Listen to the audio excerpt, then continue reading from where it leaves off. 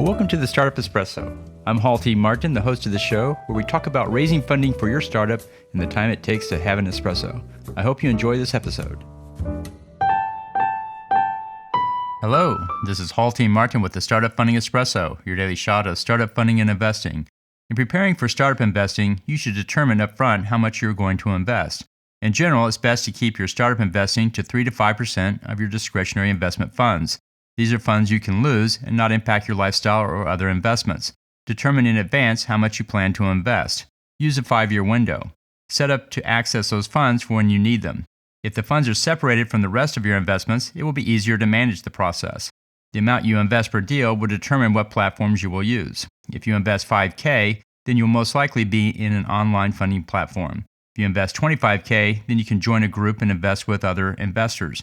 If you invest $50,000, then you can join a syndicate.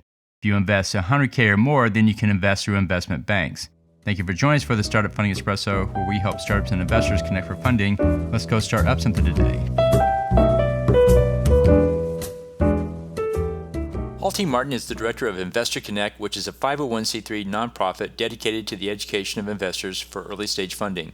All opinions expressed by Hall and podcast guests are solely their own opinions and do not reflect the opinion of Investor Connect. This podcast is for informational purposes only and should not be relied upon as a basis for investment decisions.